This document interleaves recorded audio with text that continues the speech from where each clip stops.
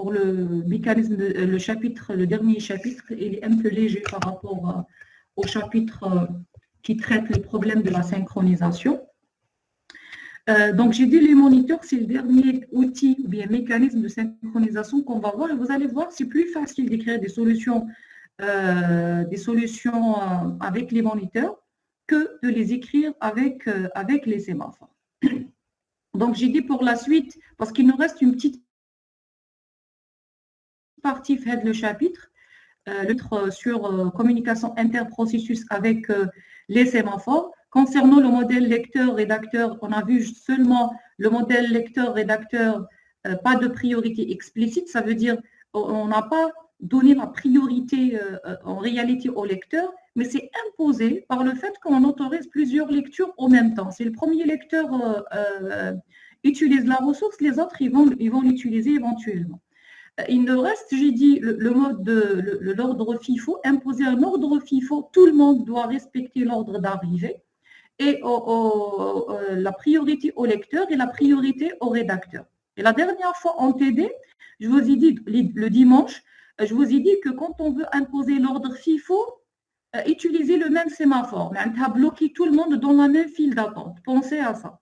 Si je veux imposer une priorité particulière,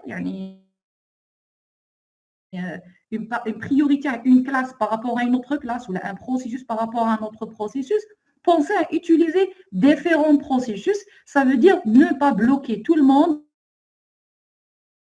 à libérer le processus le plus prioritaire, à débloquer le processus le plus prioritaire s'ils sont dans des files séparées.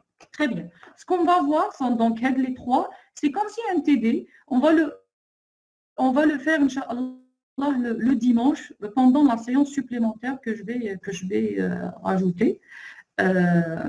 Aujourd'hui, je vais commencer les moniteurs. D'accord? On va commencer. Alors, je vous demande de suivre pour comprendre le fonctionnement des moniteurs. Et si vous avez des questions, vous pouvez à tout moment m'arrêter pour expliquer un point ou autre. Très bien. Alors, on a vu donc que les sémaphores sont des outils de synchronisation puissants. Ça veut dire qu'on peut résoudre un problème de synchronisation en utilisant les sémaphores avec les trois types de sémaphores, privé, binaire et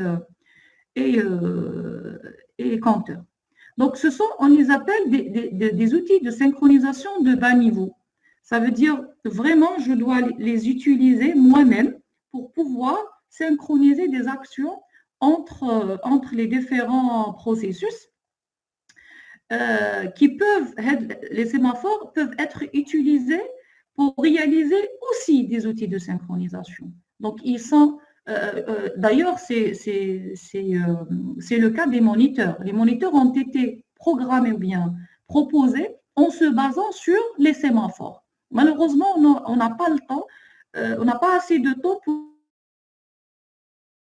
pour vous expliquer comment les moniteurs ont été implémentés à travers les sémaphores.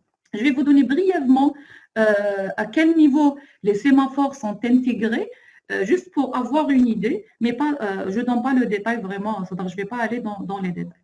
Alors, ils sont utilisés pour réaliser d'autres outils de synchronisation. Ils peuvent aussi utiliser pour exprimer différentes solutions de synchronisation. Ce que j'ai dit, n'importe quel problème de synchronisation, il peut être résolu avec les sémaphores. La seule difficulté, c'est savoir comment les utiliser pour ne pas tomber dans des scénarios où l'exécution des processus mène à un blocage. On va voir le problème causé par l'utilisation incorrecte des sémaphores dans un processus. Bien sûr, il représente aussi un outil général, j'ai dit, pour tout problème de synchronisation. Donc, ce qu'on peut dire sur les sémaphores est que c'est un mécanisme, bon, ça bloque, alors je vais faire ça. Donc, j'ai dit que c'est un mécanisme simple. Il est simple, comme Dijkstra l'a défini, c'est une variable entière qui peut s'incrémenter, se décrémenter, on peut la comparer, etc. Et l'initialiser à travers 3 primitives seulement. Mais il est très puissant. Ça veut dire en l'utilisant, la solution de synchronisation fiable ou correcte et permet de résoudre le problème traité. Mais le problème, c'est un outil très dangereux si son emploi n'est pas correct. Maintenant, on ne contrôle pas son utilisation. Donc, le problème est que les sémaphores sont accessibles n'importe où dans le programme.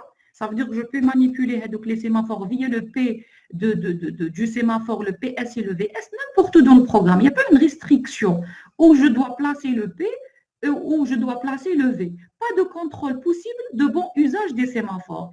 Il n'y a aucune condition qui force l'utilisateur à l'utiliser de manière correcte. Il peut l'utiliser dans une boucle. Et donc, ça peut créer des boucles infinies. Il peut l'utiliser quelque part, de sorte que l'ordre d'utilisation des sémaphores par les processus génère ce qu'on appelle le problème d'interblocage. C'est le problème le plus important. En réalité, pour les sémaphores, c'est l'inconvénient majeur des sémaphores, c'est l'interblocage. Je mets interblocage, en anglais, on appelle le deadlock. C'est que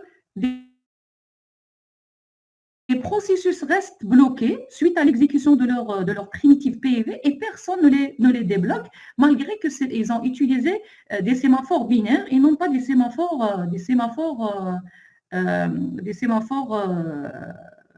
privés. Donc souvent, je vais vous donner un exemple après pour l'interblocage, souvent difficile à utiliser et des erreurs difficiles à détecter. On ne peut pas savoir où est vraiment le problème. Ça veut dire, vous avez remarqué, quand je prends, par exemple, je propose une solution, on essaye de dérouler, voir les cas particuliers, je peux détecter les erreurs, comme je peux ne pas détecter ces erreurs. Ça veut dire que c'est un peu difficile d'avoir une solution correcte à 100%. Il faut vraiment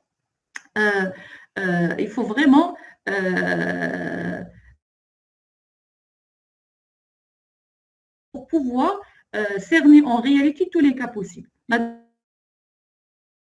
difficulté à évaluer le comportement des processus. Maintenant, on n'a pas un moyen pour forcer en réalité un processus de ne pas tomber dans des boucles infinies, de ne pas tomber dans un blocage. Ça veut dire qu'on ne peut pas, par exemple, surveiller en réalité ou détecter à l'avance que ces processus peuvent tomber en panne durant l'exécution. Bon, quand je dis tombe en panne, c'est le programme, il s'exécute sur, par exemple, un serveur, et donc le serveur, il tombe en panne. Le fait qu'il tombe en panne, il ne va pas exécuter, par exemple, une procédure de réveil, le V de S d'un certain sémaphore, ce qui empêche les autres processus de poursuivre leur exécution sur d'autres machines.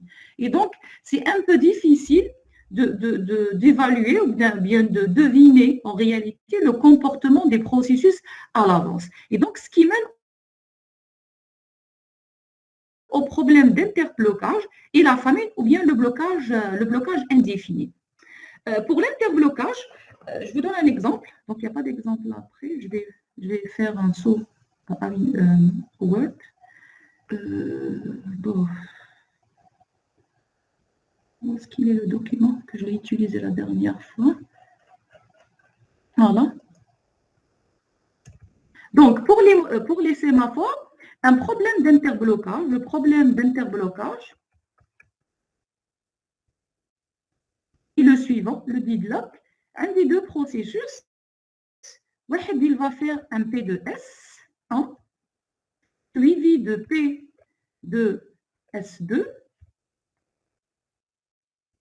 Un autre processus, il va faire un P de S2 suivi de P de S1.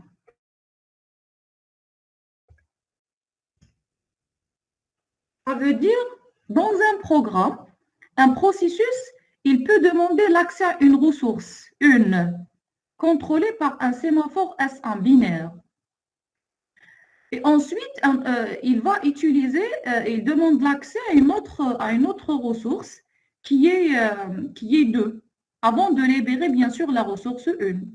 Il va demander l'accès à la ressource 2, bien sûr, en franchissant la primitive PS pour s'assurer qu'elle est libre. Un autre processus, dans son programme, il a besoin d'abord de la ressource 2. Donc, il va franchir la primitive PS2. Et quelque part dans son programme aussi, il va demander l'accès à la première ressource sans libérer la deuxième. Ça veut dire quoi? Le premier processus, en franchissant PS1 en premier, il trouve la première ressource libre. C'est bon, il est en train de l'utiliser, mais il a besoin, durant son utilisation, d'acquérir ou bien d'obtenir la ressource 2. L'autre processus, il a déjà acquis la ressource 2. En arrivant à ce point, P1, le processus P1 possède la ressource 1, il demande l'accès à la ressource 2. P2 possède la ressource 2, il demande l'accès à la ressource 1. Et donc, en franchissant les deux primitives, P1, il sera bloqué parce que la ressource 2 est occupée par l'autre processus, et P2, il sera bloqué en franchissant cette primitive parce que la ressource 1 est obtenue ou bien est allouée au premier processus. Maintenant, les deux sont bloqués à ce niveau, ils ne peuvent jamais poursuivre leur exécution. On appelle la situation d'interblocage. Maintenant, le premier, il attend que le deuxième libère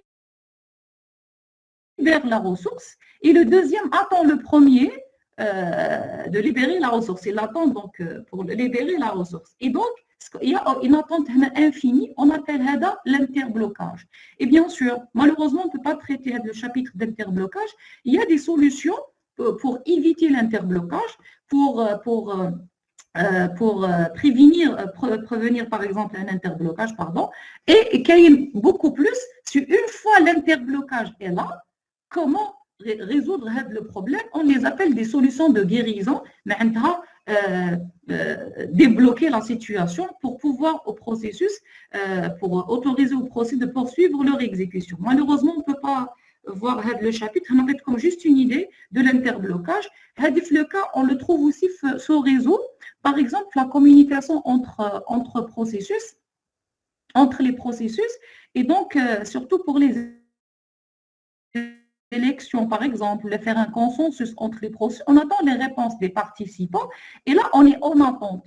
Et là, l'attente infinie, jusqu'à quand je dois attendre, par exemple, l'arrivée d'une réponse. Et donc, là, ils ont opté pour le problème de consensus. Si on a reçu, par exemple, 51% de réponses, on poursuit le traitement, on dit que c'est bon, on peut décider que l'élection s'est terminée, on passe à autre chose.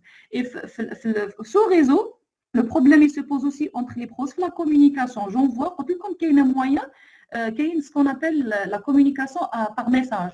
Et donc, j'envoie ce qu'on appelle un send bloquant et un receive bloquant. Ça veut dire que je dois envoyer un message et je me bloque jusqu'à ce que je reçois l'accusé de réception. Et cet accusé de réception n'est pas arrivé, alors je suis en attente. L'autre, le destinataire, il est bloqué sur un receive bloquant. Ça veut dire tant qu'il n'a pas reçu le message, une perte de message. L'accusé de réception de son message, et ce dernier, le message n'est pas arrivé à la destination. L'autre, il attend l'arrivée de ce message et il est perdu quelque part suite aux pertes de messages sur un réseau. Les communications ne sont pas fiables. Et donc, on a la situation d'interblocage. Les deux processus sont là et ils ne peuvent pas poursuivre leur exécution. Voilà le problème d'interblocage suite à l'utilisation des sémaphores. Pour cette raison, il y a eu la proposition des moniteurs. Donc, la solution, c'est avoir des outils de synchronisation de haut niveau. Je facilite en réalité l'utilisation des sémaphores. Donc, les moniteurs viennent pour offrir la possibilité. Ce sont des outils plus simples que les sémaphores, puisque le programmeur n'a pas à se préoccuper de contrôler les accès aux sections critiques. Ça veut dire quoi? La tâche de contrôler l'accès à la section critique et de libérer la section critique, c'est elle qui crée le problème d'interblocage.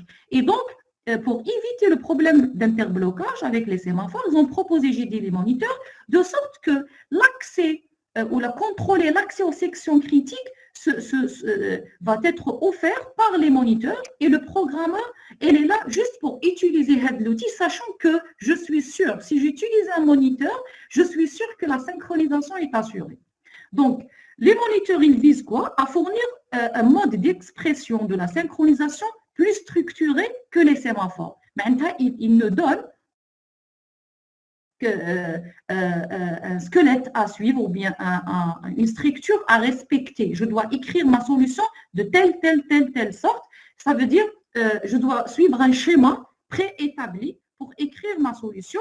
Et bien sûr, l'objectif, c'est faciliter la compréhension et l'écriture des schémas de synchronisation. C'est plus facile de le faire.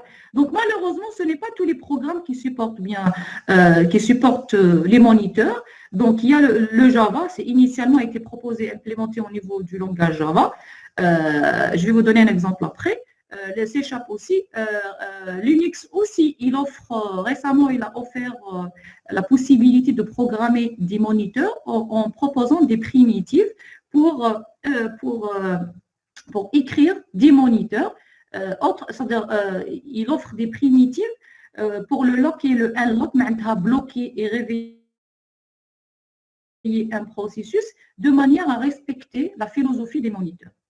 Très bien. Un moniteur, c'est quoi maintenant? Il a été proposé par Howard en 1974 et Brent Hansen l'a amélioré en 1975. En fait, ils ont proposé d'autres améliorations, d'autres variantes, etc. C'est un outil de synchronisation entre processus qui est constitué principalement de quoi? Un ensemble de variables internes, dites de variables de synchronisation. Maintenant, je définis des variables. ماشي des sémaphores, des simples variables, نسميهم des variables de synchronisation, bien نسميهم des variables d'état. Ils nous donnent l'état de la ressource. Est-ce qu'elle est occupée? Est-ce qu'elle est libre? Est-ce que je peux l'utiliser ou non? Des procédures qui manipulent ces variables. Les variables de synchronisation sont manipulées à travers des procédures. Des procédures. Ces procédures manipulent ces variables. On ne peut pas manipuler ces variables d'état en dehors de ces procédures. Donc, il y a des procédures internes, il y a des procédures externes. Je mets la procédure interne et externe. Procédure externe du moniteur accessible depuis l'extérieur. Ça veut dire que je peux appeler ces procédures à partir de n'importe quel programme. En Java, j'ai une classe, je définis une classe, on a des méthodes, je peux appeler les méthodes à partir de n'importe quel programme. Bien sûr, on spécifie, en mentionnant, ou là, en précisant, voilà, en précisant le nom de la classe suivi de la méthode utilisée. Il y a des procédures internes, ou bien des fonctions, ou bien c'est des procédures, ou bien des fonctions internes, accessibles à l'intérieur du moniteur. Les moniteurs, en réalité, en Java, c'est une classe. À l'intérieur du moniteur, donc, les procédures internes viennent par exemple, s'il y a un code qui se répète plusieurs fois utilisé par ces procédures externes, on va les écrire sous forme de procédures internes utilisées à l'intérieur des procédures externes. Maintenant, un utilisateur, un programmeur ne peut pas accéder à partir de l'extérieur à ces procédures. Maintenant, il a le droit d'appeler une procédure externe. À l'intérieur de la procédure externe, la procédure externe elle-même fait appel à des procédures internes écrites pour un certain besoin. On a une procédure d'initialisation qui est exécutée une seule fois lors de la création du moniteur. Donc, ça permet bien sûr d'affecter les valeurs initiales aux variables de synchronisation. Donc, ça paraît un peu flou, vous allez mieux comprendre les choses. Donc, un moniteur, c'est quoi? En réalité, c'est une structure partagée entre plusieurs processus qui se synchronisent en appelant les procédures externes, dites aussi points d'entrée. Je définis un moniteur, le moniteur il est partagé entre plusieurs processus. Et bien sûr, pour pouvoir utiliser le moniteur, on a des points d'entrée. Les points d'entrée sont les procédures externes. Donc, un moniteur langage Java, c'est quoi? C'est une classe publique, maintenant accessible par n'importe quel processus. Sauf que la classe, elle est spéciale. Elle doit assurer que l'accès doit se faire en exclusion mutuelle. Donc, on rajoute un mot-clé, synchronized, donc classe. Donc, je rajoute le mot que la classe est synchronisée. Et à ce moment-là, automatiquement, tout processus qui accède à la classe empêche les autres d'accéder à la même classe en même temps. On va voir comment. Je vais expliquer le schéma global d'un moniteur. Donc, moniteur, c'est une structure partagée. Elle a des points d'entrée. Les points d'entrée, ce sont les procédures qu'on va écrire. Les variables de synchronisation ne sont utilisées par les processus que via ces points d'entrée. Maintenant, je ne peux pas utiliser, je définis une variable de synchronisation, par exemple, état de la ressource. La variable, je ne peux pas l'utiliser en dehors de ces points d'entrée. Les variables de synchronisation sont manipulées seulement au niveau des procédures. Donc, un mécanisme de synchronisation garantit que ces variables sont utilisées en exclusion mutuelle. Comment? Chaque point d'entrée du moniteur est exécuté en exclusion mutuelle. Ça veut dire quoi? Si un processus appelle une procédure du moniteur, s'il est en train d'utiliser une procédure du moniteur, il doit exclure les autres. Et derrière, la procédure que je viens d'écrire, ce n'est pas à moi d'assurer l'exclusion mutuelle, c'est offert par le mécanisme lui-même. Ils sont implémentés à travers les sémaphores, bien sûr. Dès que j'appelle une procédure du moniteur, une primitive P2S est déclenchée. Ça veut dire, je laisse passer le premier et empêcher les autres. Même s'ils font appel à la même procédure, ils sont bloqués. Ils ne peuvent pas exécuter cette procédure en même temps qu'un autre. Et donc, l'accès à toutes les procédures se fait en exclusion mutuelle. On dit toutes les procédures du moniteur sont protégées par un mutex, un pmutex, un vmutex. Toutes les procédures sont protégées. Dès que le premier appelle la procédure, il déclenche l'exécution d'un P de mutex, ce qui permet c'est-à-dire à ce processus d'utiliser la procédure, et ça permet aussi de bloquer les autres processus s'ils vont l'appeler. Un seul processus est admis à la fois à l'intérieur du moniteur. C'est une autre contrainte. Non seulement les procédures, la même procédure ne peut pas être utilisée par plusieurs processus en même temps, et que même les autres procédures ne peuvent pas être utilisées en même temps, parce que je ne suis pas sûre que les autres procédures utilisent les variables de synchronisation, bien les mêmes variables de synchronisation. Et on a dit toutes les variables de synchronisation qui nous état d'une ressource, je vais savoir est-ce qu'elle est occupée ou non. Si elle est occupée, je change sa valeur. Si elle est libre, je change sa valeur à occupée. Il y a une écriture, opération d'écriture et lecture. Même à l'intérieur, j'incrémente des variables, j'utilise des structures de données, des fils, des listes, etc. L'accès à toute structure de contrôle doit se faire, plutôt structure de données, doit se faire en exclusion mutuelle. C'est pour ça qu'un seul processus est admis à la fois à l'intérieur du moniteur. Si un processus est en train d'exécuter une des procédures du moniteur, tous les autres programmes, tous les autres processus sont bloqués, même s'ils demandent l'accès à d'autres procédures, autres celles qui est en train d'être utilisées par le processus en cours. Donc, les procédures externes du moniteur contiennent des opérations qui permettent de bloquer et de réveiller les processus qui utilisent le moniteur. Donc, à l'intérieur, il y a des procédures, les primitives qu'on va utiliser, qu'il y a le wait pour bloquer un processus, qu'il y a le signal pour réveiller un processus, qu'il y a un empty pour vérifier si la file d'attente est vide ou non.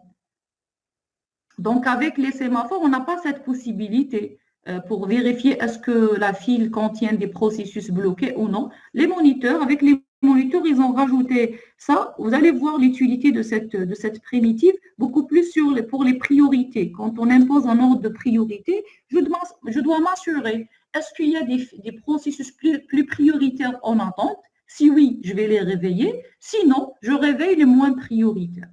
Donc, la synchronisation s'exprime au niveau de conditions. Là, ils ont défini une variable condition, mais chez des booléens. Une variable condition, c'est une variable sans valeur. On lui associe une file d'attente. Donc, qui met les sémaphores, une variable entière, on lui associe une file d'attente. Avec les moniteurs, une variable de type condition. Ce n'est pas une variable booléenne. Un booléen, il prend une valeur, vrai ou faux. Une variable condition ne prend pas de valeur. C'est des variables sans valeur qui ne peuvent être manipulées qu'au moyen de 3 primitives. Signal, wait and empty. On ne peut pas les manipuler en dehors de ces 3 primitives. Et bien sûr, quand on déclare une variable condition, automatiquement, on lui associe une file d'attente. Donc, elle est représentée par une file d'attente des processus bloqués qui attendent en dehors du moniteur. Qui attendent en dehors du moniteur, si je bloque un processus, sachant qu'il a déjà accédé au moniteur en appelant une procédure externe, s'il est en train d'utiliser une des procédures, il bloque tout le monde. Alors, si le processus est bloqué, automatiquement, on le met dans une file d'attente, sans oublier, bien sûr, de débloquer les autres processus. Sinon, on tombe le cas d'interblocage, que tous les processus bloqués, ils ne peuvent pas utiliser les ressources critiques. Très bien, c'est le schéma général. Donc, si je veux schématiser un moniteur, on a des conditions, les variables d'état. Un processus, je déclare une condition, bien sûr, quand je déclare une condition, maintenant je vais lui associer une file d'attente. Par exemple, un processus, il vérifie est-ce que la ressource est libre ou non. Je prends le cas de le pont, l'exercice du pont qu'on a vu. Si le pont est libre, comme la dernière fois avec les sémaphores, on a 2 manières de procéder, d'écrire des solutions. Soit je considère, je vois les ressources, je définis les sémaphores sur les ressources, soit je fais une solution algorithmique. Le pont, c'est une ressource, un état. Donc, je vais avoir l'état libre ou occupé. Je déclare une simple variable, mais un sémaphore. Et je dis, si le pont est libre, alors je passe. S'il n'est pas libre, alors j'attends. Sauf que la variable état du pont, c'est une variable manipulée par plusieurs processus. Je dois protéger la portion du code par un P de mutex et un V de mutex. Mutex, c'est un sémaphore binaire. Donc, en réalité, ils ont considéré la possibilité, cette manière de faire en concevant les moniteurs. Donc, je déclare des conditions. Chaque condition, en réalité, il y a une ressource. C'est une simple condition, bien sûr, qui permet de dire que le processus, il est en attente parce que le pont n'est pas libre. Ce processus par exemple, je prends le cas du parking. Ce processus est en attente parce qu'il n'y a pas de place au niveau du parking. Ce processus est en attente parce qu'il n'y a pas de porte, ou bien parce que la porte d'entrée est occupée. Il est en attente parce que la porte de sortie est occupée, etc. Donc, les procédures, là, il y a un débordement ici pour dire que les processus, quand ils appellent la structure, via les procédures, donc ils vont appeler seulement les procédures externes. Il y a plusieurs procédures et ces procédures externes peuvent utiliser des procédures internes. Par exemple, les procédures externes, par exemple, à chaque arrivée d'un processus, il demande l'accès, il demande une certaine ressource, c'est-à-dire que la ressource n'est pas libre, je le place, je le bloque. Mais je dois garder trace et il demande combien d'exemplaires de la ressource. Une file d'attente, je déclare les files d'attente derrière les conditions, les listes qu'on a l'habitude d'utiliser, je déclare une liste où je sauvegarde les demandes. Je dis, ah, Hada, il a demandé tel nombre, Hada, il a demandé tel nombre, etc. Maintenant, parcourir la liste Hadik, trier par exemple la liste, etc. Je peux utiliser une fonction tri qui permet de me trier Hadik la liste. Ça veut dire à chaque fois qu'il un des procédures, il demande soit la procédure 1, 2 ou la 3, etc. À un moment donné, j'ai besoin de trier la liste. Au lieu de reprendre le programme un peu partout les procédures, je trie une fonction, une procédure, comme c'est interne, elle n'est pas accessible à partir de l'extérieur. Je ne peux pas les procédures. Les procédures externes peuvent utiliser les procédures qui font appel pour des processus. Très bien. Donc, un processus, quand il arrive, il peut demander la procédure.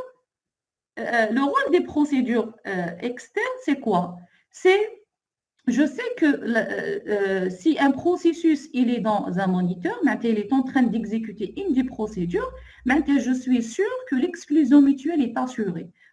Comme chaque procédure est protégée par un P de mutex, V de mutex, P de mutex, V de mutex. Ça veut dire un seul processus peut utiliser une procédure à la fois. Si ce processus est en train d'utiliser Hadi, par exemple, la énième entrée, procédure, les autres, ils sont bloqués.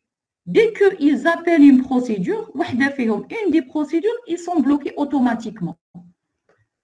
Donc, l'exclusion mutuelle est assurée. Toute variable placée dans une des procédures d'un moniteur, chose qui est sûre, est que l'exclusion mutuelle est assurée. La variable, l'accès à cette variable se fait en exclusion mutuelle. Très bien. Maintenant, ce processus, en exécutant la procédure, il demande l'accès à une ressource. Et donc, si la ressource est libre, il va bien sûr l'utiliser, il quitte le moniteur pour l'utiliser. Si elle n'est pas libre, il va être bloqué derrière une des conditions. Et s'il est bloqué, bon, en quittant le moniteur après acquisition de la ressource, il va faire un V de mutex ici, donc il va débloquer un des processus. S'il est bloqué, parce que la ressource n'est pas libre, il est placé dans cette file d'attente. On invoque aussi un V de mutex pour débloquer un des processus. Dans les deux cas, le processus, soit il a acquis la ressource ou bien il a trouvé la ressource occupée. Dans les deux cas, on débloque un processus, le prochain, et bien sûr, le prochain, il va accéder à une des fonctions, soit Hadis, ça veut dire une des fonctions appelées, ou bien une des procédures appelées de l'extérieur de moniteur. Ça veut dire, ça, c'est le fonctionnement d'un moniteur. Et donc, en tant qu'utilisateur de ce mécanisme de synchronisation, je dois savoir seulement comment écrire ces procédures et quelles sont les conditions que je dois déclarer et quelles sont les variables que je dois utiliser pour résoudre un problème de synchronisation, sachant que tout ce que je vais écrire à l'intérieur de ces procédures va être exécuté en exclusion mutuelle. Maintenant, je ne vais pas me soucier de problème. La variable, elle est en lecture-écriture. Donc, je dois la protéger par un sémaphore binaire. Donc, je vais faire un P de mutex, un V de mutex. Je sais que c'est déjà implémenté. Maintenant, les moniteurs sont déjà implémentés en utilisant les sémaphores. Et donc, toute procédure que je dois écrire, je sais qu'elle est déjà protégée et l'accès se fait en exclusion mutuelle. Donc, il suffit seulement de savoir qu'est-ce que je dois mettre dans ces procédures, qu'est-ce que je dois mettre au niveau de mon programme. Donc, les primitive weight, on va voir un exemple. Je sais jusqu'à présent, c'est un peu flou, et vous allez voir. Madame, pour chaque ressource, il y a un moniteur. C'est-à-dire non, ça dépend du problème. Par exemple, je prends le problème du parking. Le parking, c'est une ressource. La porte d'entrée, c'est une ressource et la porte de sortie, c'est une ressource. Mais je dois les utiliser en même temps. Je dois m'assurer qu'il y a une place au niveau du parking. Je dois trouver une porte libre d'entrée. Je vais me parquer pendant une certaine période. Je vais quitter. Et donc, je définis un seul moniteur qui gère le parking. Qui gère les places de parking ou la porte d'entrée. Je ne vais pas avoir 3 moniteurs qui gèrent les 3 ressources parce que toutes les ressources vont être utilisées au même temps en réalité. Ça veut dire une voiture ne peut pas trouver une place de parking sans pouvoir par exemple, accéder à une porte.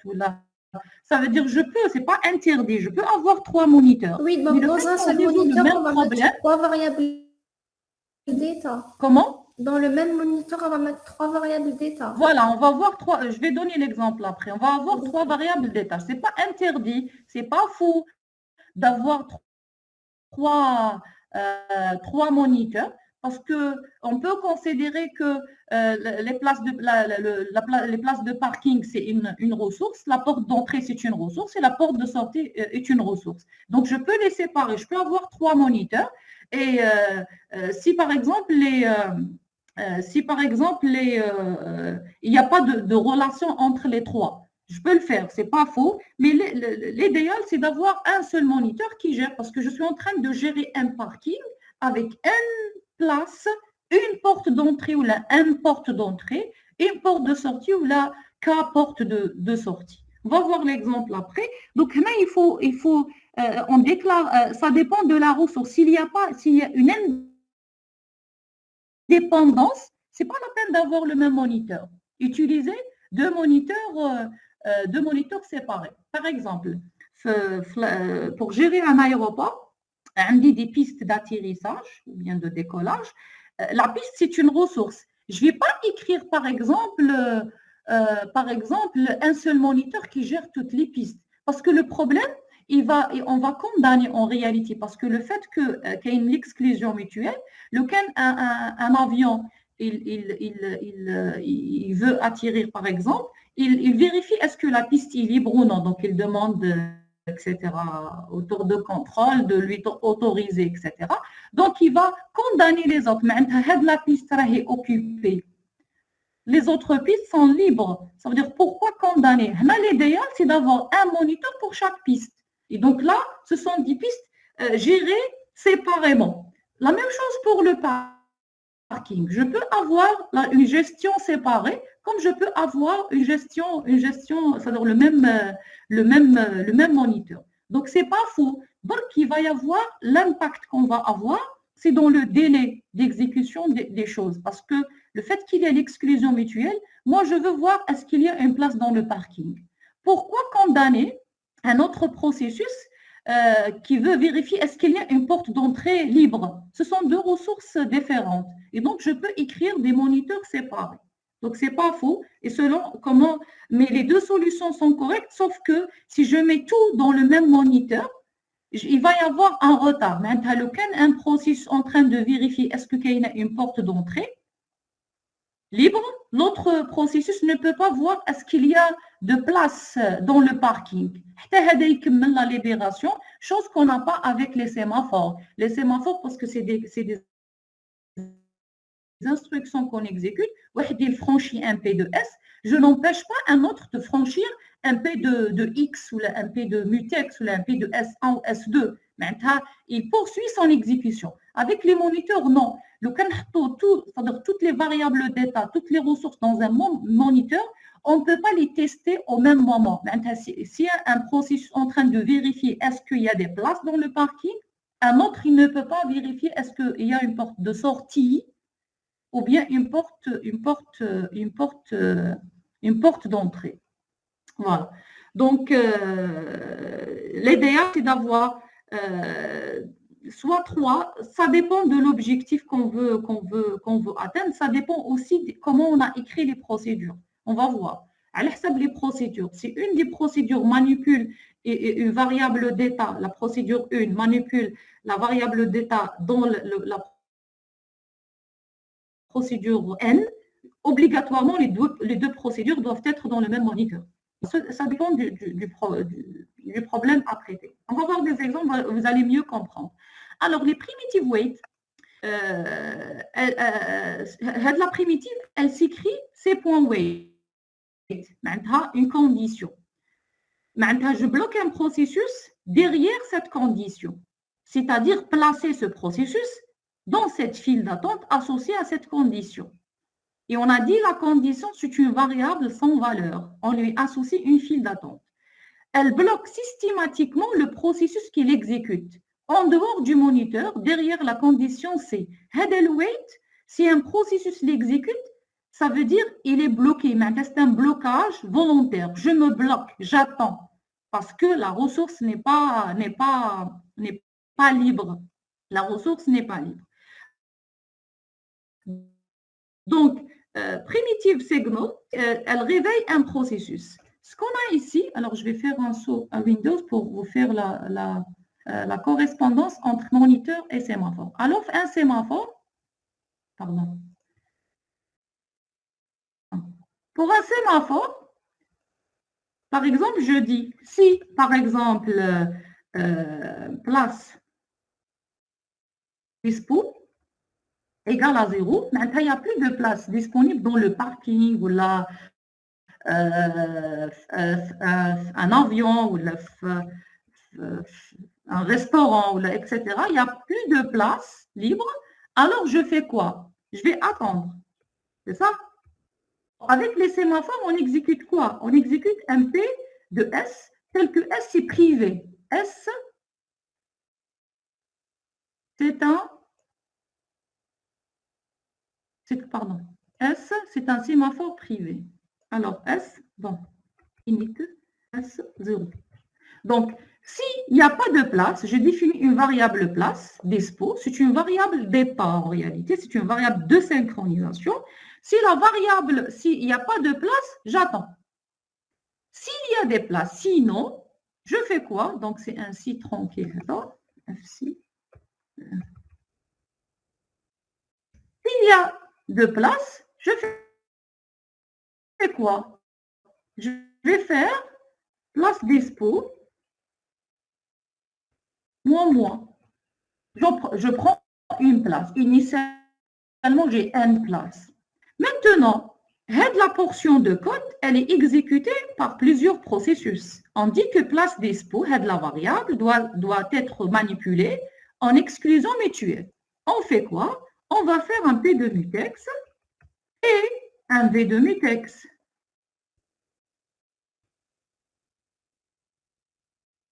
Et un V de mutex. C'est ça?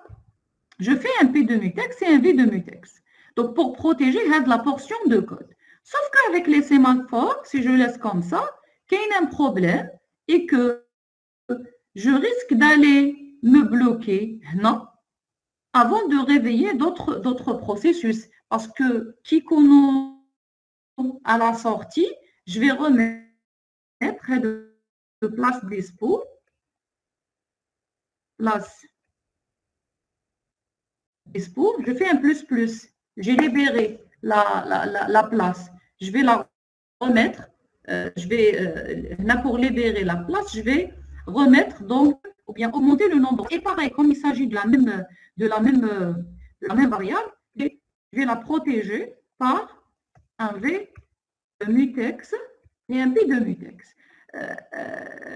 Tout à l'heure, je vous ai dit que le sémaphore, si on ne sait pas manipuler les sémaphores, on risque d'avoir un blocage. Regardez, le premier HEDA, il est en train d'utiliser la ressource. Donc, j'ai fait un P de mutex. On va les places égales à 0. Je vais exécuter P de S. Je me bloque volontairement. Mais le P de mutex est passé à 0. Celui-là, quand il veut incrémenter le nombre de dispo, il va faire un P de mutex. Il décrémente le nombre. Il va passer à -1 et se bloque. Mais il ne peut pas augmenter le nombre de places. Celui-là, il est bloqué. Qui va le réveiller?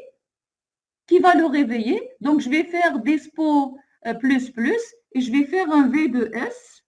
Mais comment je peux le réveiller si je suis moi-même bloqué? Donc, il est bloqué. On appelle ça situation d'interblocage. C'est ça le problème avec les sémaphores. Et que toujours avec les sémaphores, on s'assure de faire un V de mutex avant de se bloquer volontairement. Libérer les autres processus avant d'aller se bloquer. Donc, je fais un V2 mutex. Et en arrivant ici, ce processus, s'il veut incrémenter, il ne va pas se bloquer. Il incrémente le nombre. Il va me réveiller. En me réveillant, je fais dispo moi. Sauf que là, je dois réarranger le programme parce qu'on ne peut pas faire double mutex par ce même processus. Avant de se bloquer, il a fait un V2 mutex. Après le réveil, il rajoute, il fait un V2 mutex. Donc, on va avoir une valeur supplémentaire dans le mutex, ce qui nous amène à arranger la solution comme suit.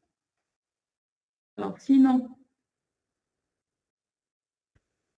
place dispo moi. Et, pardon, les demi-textes, je le ramène ici. Voilà, le fin de ci, je le ramène là. Voilà. Donc, s'il y a de place libre, s'il y a des places libres, je suis dans le sinon, je prends une place, je fais un vœu demi-texte avant d'utiliser, de déverrouiller avant d'aller se bloquer. C'est comme par exemple, la porte d'entrée dark, donc s'il y a, j'ai verrouillé de l'intérieur. Personne ne peut accéder en cas de danger. Quand il y a un accident, etc., ou la maison, personne ne peut accéder pour déverrouiller la porte. Là, je suis bloquée, sachant que j'ai déjà fermé la porte. Personne ne peut accéder pour me débloquer. C'est le cas ici. Donc, personne ne peut réveiller ce processus parce que j'ai déjà fait un P2 mutex. Et donc, il faut s'assurer, il faut faire très attention avec les sémaphores. Avant un sémaphore privé, il faut s'assurer de débloquer si on a déjà franchi une primitive P d'un mutex ou le P d'un sémaphore, sachant que le sémaphore est binaire. La solution, elle est correcte avec les sémaphores. Là, je n'ai pas défini une ressource, la ressource, un sémaphore binaire, et je vais faire compteur, pardon, et je vais faire un P de n, pardon, un P de n, V de n. C'est plus simple, elle est optimale. Ce que je viens d'écrire ici, c'est résoudre l'accès à une ressource à un point d'entrée. Et donc, avec les sémaphores binaires, je vais écrire seulement ça, P de n, V de n.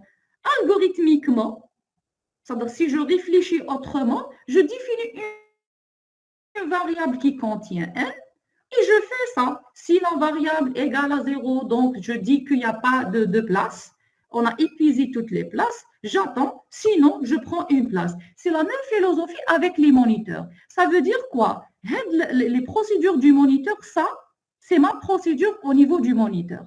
Sachant que les moniteurs sont implémentés pour assurer, pour réaliser ou bien résoudre un problème de synchronisation. Donc, toute procédure est protégée par un P de mutex, un V de mutex. Ce n'est pas à moi de faire le P de mutex et V de mutex avec les moniteurs, c'est déjà implémenté. En définissant ma procédure, automatiquement, les trois primitives sont implémentées derrière, sont déclenchées derrière. Donc, la variable place dispo, c'est quoi? C'est une variable d'état. On n'a pas le droit d'utiliser les sémaphores à l'intérieur d'un moniteur. Et donc, le P de S, il est remplacé par quoi? Par le C.wait. Ça veut dire que je me bloque. Ils ont défini la fonction wait. Donc, on va bloquer un processus derrière une condition. Sachant que les primitives, P de mutex, V de mutex et V de mutex existent. Sauf que ce n'est pas à moi de les écrire dans ma procédure. C'est déjà implémenté. Quand je définis une procédure à l'intérieur d'un mutex, c'est une méthode dans une classe synchronisée. Automatiquement, sont mises en place. Ce n'est pas à moi de les faire. Toute variable placée dans une procédure d'un moniteur, l'accès à cette variable est réalisé ou bien est assuré, ou bien l'exclusion mutuelle à cette variable est assurée à travers ces mutex. Donc, ces wait, en réalité, ils représentent quoi par rapport au sémaphore? C'est le sémaphore privé. J'attends volontairement. Donc, ils ont reformulé autrement cette manière de penser avec l'algorithmique et les sémaphores pour introduire le concept de moniteur. J'espère que les choses sont plus claires maintenant avec cet exemple. Donc, le signal, maintenant, c'est une procédure, ou bien c'est une primitive, oui, c'est une primitive, c'est une fonction qui est déclenchée, qui est appelée pour réveiller un processus. Je réveille un processus bloqué derrière une condition de manière FIFO. Alors, toutes les files sont gérées de la même manière.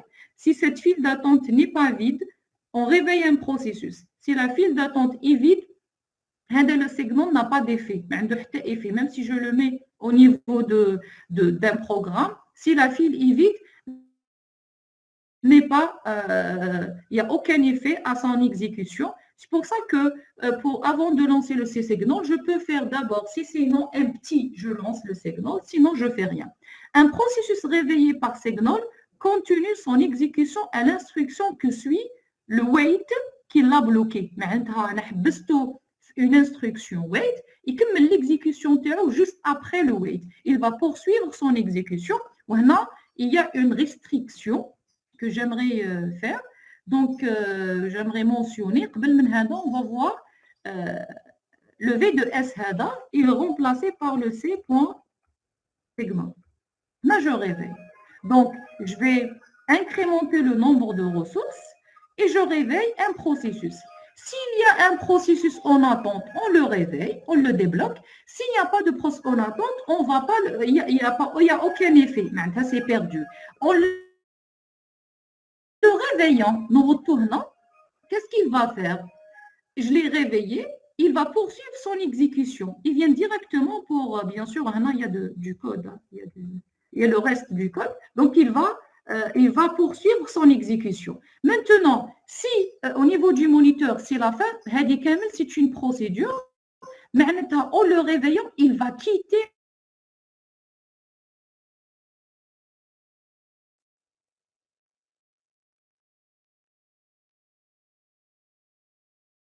le moniteur pour utiliser le reste.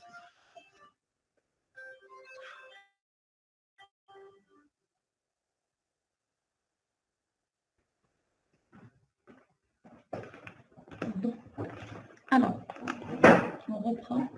Donc, j'ai dit qu'il poursuit, on a dit le segment va le libérer à partir de libérer, donc on va le réveiller, il va poursuivre son exécution à partir de la prochaine instruction qui suit le wait. Donc, il va faire un fin de scie et quitte le moniteur. Pour certains exemples, il y a du code. Après le wait, il fait autre chose. Il va poursuivre son exécution. Maintenant, le problème qui va se poser est que celui qui a exécuté segment, il est à l'intérieur du moniteur. Et on vient de réveiller un autre processus qui était bloqué. Et on a dit, dès qu'on le réveille, il va poursuivre son exécution. Maintenant, il y a ce qu'on appelle violation de la condition qu'un seul processus doit être au niveau du moniteur. Un seul. On a dit que un seul processus est admis à la fois à l'intérieur du moniteur. Un seul processus va pouvoir utiliser une des procédures. Wait a bloqué un processus, le signal va réveiller un processus la primitive qui a réveillé l'autre processus. Le processus a été bloqué ici, en le réveillant, il va pouvoir poursuivre l'exécution de cette procédure. Il est en train d'exécuter la première procédure. Un deuxième qui est en train d'exécuter la énième procédure, par exemple. Deux processus en même temps utilisent les deux procédures, violation de l'exclusion mutuelle. Et donc, deux processus au niveau du moniteur, toutes les variables d'état indiquent qu'on n'a pas assuré l'accès en exclusion mutuelle pour les variables d'état. Donc, Hada, il peut utiliser la même variable, Hada, il peut utiliser la même variable, donc accès à la même variable en lecture-écriture en écriture, violation de l'exclusion mutuelle. C'est pour cette raison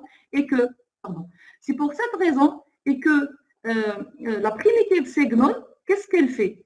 Un processus, donc en le réveillant, dès que je réveille un processus, celui qui a exécuté signal va se mettre à l'état bloqué automatiquement. Maintenant, j'arrête son exécution, le processus réveillé quitte le moniteur pour pouvoir poursuivre son exécution. Donc, sachez une chose, exécuter signal réveille un processus. Le processus réveillé poursuit son exécution, tandis que le processus qui a exécuté signal va être bloqué. Maintenant, l'exécution chose qui est représentée comme les moniteurs sont implémentés en utilisant les sémaphores. Après signal, automatiquement, qu'il y a un P de S. Il se bloque de manière volontaire. Donc, il va faire un wait volontairement pour ne pas violer cette condition d'exclusion mutuelle. Tout processus qui exécute signal, il se bloque jusqu'à ce que le processus réveillé, ou bien les processus réveillés, s'il réveille plusieurs, quittent le moniteur, maintenant termine l'exécution de leur procédure. Maintenant, le premier qui exécute signal, c'est le dernier qui quitte le moniteur, s'il y a des processus en attente. Très bien, je poursuis. Est-ce que c'est clair pour ce point? Et ce n'est pas à moi de gérer ça. Je dois savoir que ça fonctionne comme ça pour pouvoir écrire mon code après. Alors, le empty, la primitive empty, c'est une fonction booléenne. Elle s'écrit c.empty, elle retourne soit faux, soit vrai. Elle retourne la valeur faux s'il y a au moins un processus bloqué. Empty égale à faux, maintenant vide. Derrière, donc la condition empty égale à vrai, maintenant c'est vide. Alors, lorsqu'un processus P réveille un processus, c'est ce que j'étais en train d'expliquer tout à l'heure, si un processus P réveille un processus Q par l'exécution de signal, le processus P se bloque pour assurer l'exclusion mutuelle jusqu'à blocage ou la sortie du processus Q. معناتها, si un processus évoque signal, il est automatiquement bloqué jusqu'à ce que le processus réveillé quitte le moniteur, soit il quitte en acquisant donc la ressource, soit il quitte en se bloquant. Un processus qui est ainsi temporairement bloqué, après avoir exécuté signal, bénéficie d'une priorité pour la reprise de son exécution en vue d'éviter un blocage indéfini. Si un processus il a exécuté un signal, on va débloquer un des processus. Le processus débloqué, il va poursuivre son exécution ici. Celui-là, il est bloqué temporairement dans une file d'attente. Ce processus qu'on vient de réveiller, quand il quitte le moniteur, on n'autorise pas à ces processus, en attente, en dehors du moniteur, d'utiliser une des ressources jusqu'à ce que ce processus qui est bloqué temporairement quitte le moniteur. Maintenant, le processus bloqué suite à l'exécution de signal est plus prioritaire pour reprendre son exécution par rapport à ces processus. Autrement dit, si un processus quitte le moniteur, on fait un V de mutex, mais avant de faire un V de mutex pour réveiller le processus, un des processus en dehors, on doit s'assurer que la file n'est pas vide. Si elle est vide, on ne fait rien. Si elle est non vide, je réveille le processus et c'est à lui d'exécuter le V de mutex, ce n'est pas à moi de le faire. Donc, pour éviter que deux processus soient au niveau du moniteur. Bien sûr, tout ça, c'est déjà implémenté. Là, j'explique le fonctionnement pour savoir. Le reste, ce qui reste à l'utilisateur, c'est écrire ses fonctions ou bien ses procédures tranquillement, sachant que derrière, tout ce contrôle, c'est déjà fait. Maintenant, je ne vais pas m'amuser à voir, le processus vient d'être réveillé. Automatiquement, je dois arrêter, bloquer l'autre processus. Chose qu'on a l'habitude de faire avec les sémaphores. Donc, les moniteurs viennent pour simplifier l'écriture des solutions de synchronisation. Très bien. La première mise en œuvre de l'exclusion mutuelle avec les moniteurs est la suivante. Donc, le code de la section critique est placé à l'intérieur du moniteur. Par exemple, N++, ou la dispo plus, ce qu'on a fait tout à l'heure, dispo moins et dispo plus, je le mets à l'intérieur du moniteur. Le fait de placer un bout de code ou un ensemble d'instructions dans un moniteur, dans une procédure, automatiquement, je sais que le code il sera exécuté en exclusion mutuelle. Donc, je définis un moniteur, je lui donne un nom, section critique 1, c'est un moniteur. Je déclare mes variables. Parmi mes variables, je déclare aussi les conditions, etc. Les variables d'état qui gèrent les ressources et d'autres variables si nécessaire. La procédure se met à section critique. Il y a à l'intérieur code. Par exemple, je fais N++. C'est ce qui cette procédure fait. Donc, c'est seulement l'incrémentation d'une variable. Et bien sûr, l'initialisation. Là, j'initialise ma variable N. Ou là, s'il y a d'autres variables à utiliser. Le processus lui-même, l'accès à la section critique se fait toujours en mentionnant le nom du moniteur, point, le nom de la procédure. C'est comme en Java, le nom de la classe suivi de la méthode utilisée. Donc, c'est pour ça que les moniteurs ont été implémentés pour la première fois au niveau du langage Java. Alors, section critique, point, le nom du moniteur, point, la procédure. En appelant la procédure, même s'il y a un autre processus P2, P3 qui appelle la même fonction, qu'il y a un seul processus qui va exécuter la procédure.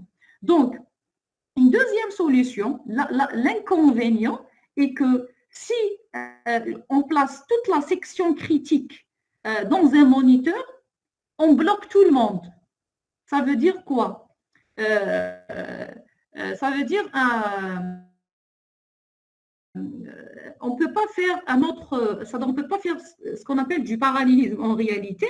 Si je mets, ça dépend du code. Là, j'ai pris le cas simple N++, oui, on le met. Mais imaginez que j'accède à un tampon, un tableau, une structure de données, et que à un moment donné, les processus peuvent utiliser la même structure de données, par exemple la même liste, mais ils n'accèdent pas au même enregistrement. Pourquoi déclarer la liste complète au niveau du moniteur? Je déclare, par exemple, je ne vais pas placer toute la liste au niveau du moniteur, je demande seulement l'accès à la liste. Maintenant, je vais retirer la liste du moniteur. Tout ce qu'on met à l'intérieur du moniteur comme étant une variable, l'accès se fait en exclusion mutuelle.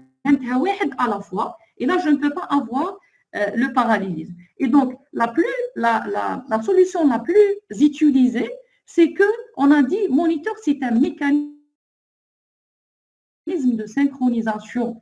Rappelez-vous, avec les variables d'état, les instructions spéciales, les sémaphores, maintenant, les moniteurs, c'est des outils pour demander l'accès à la section critique et utiliser la section critique, on va libérer la section critique. Il y a protocole d'entrée et protocole de sortie. La section critique, au niveau du processus. Le protocole d'entrée et le protocole de sortie, on l'exprime en faisant appel aux procédures. Les procédures, une procédure qui me permet d'accéder à la section critique, une autre procédure qui me permet de libérer la section critique. Avec les sémaphores, on dirait un P2S, un V2S. Avec le P2S et le V2S, écrit autrement en utilisant des procédures. Et donc, je vais avoir deux procédures. Wahda, entrer en section critique, l'autre sortir de la section critique, de sorte que je déclare une variable, une ressource, soit libre, soit occupée. La section critique, elle est libre, elle est occupée. Et bien sûr, nous avons une condition pour bloquer mes processus. Et donc, procédure entrée en section critique, si la ressource est libre ou non, je fais ce qu'on a fait tout à l'heure avec le MVDispo. Donc, si libre égale à faux, ma ressource est occupée. Libre, c'est un booléen. Si cette ressource est occupée, alors j'attends. Je fais un C-wait. Le fait de faire un C-wait, mon processus va être bloqué dans une file d'attente. Sinon, ou bien après blocage, je fais libre égale faux. Je vais faire, la ressource n'est pas occupée, elle est différente de faux, elle est à vrai, elle est libre, je vais la remettre à faux. Maintenant, je vais occuper la ressource et je vais sortir et je quitte le moniteur et je viens tranquillement utiliser ma ressource dans mon code. Un autre processus, quand il arrive, il va appeler cette procédure. Il va faire quoi? Est-ce que libre égale à faux? Oui, parce que le premier processus a déjà mis libre à faux. Donc, j'attends.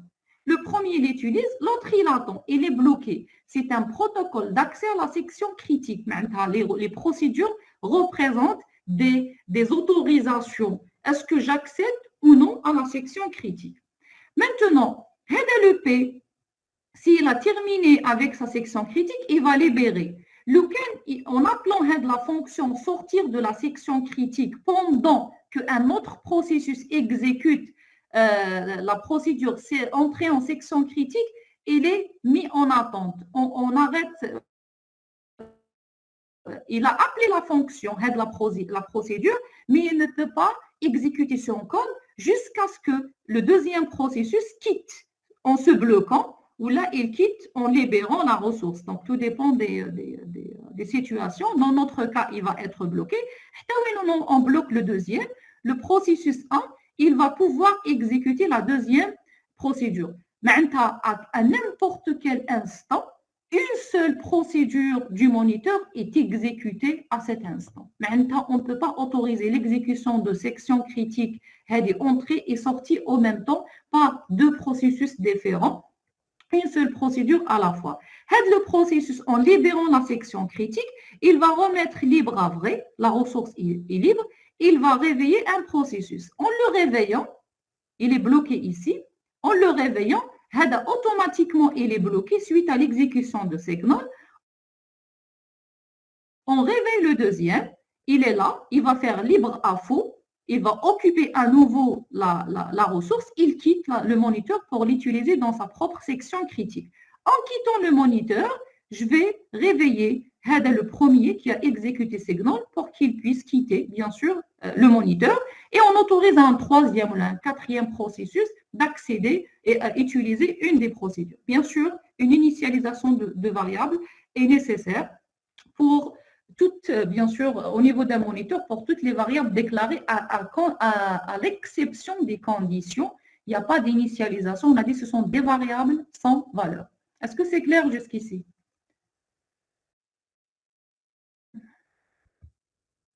Est-ce qu'il y a des questions? Allô, allô? Vous êtes là? Je parle toute seule. Pas de questions? Très bien. On va poursuivre. On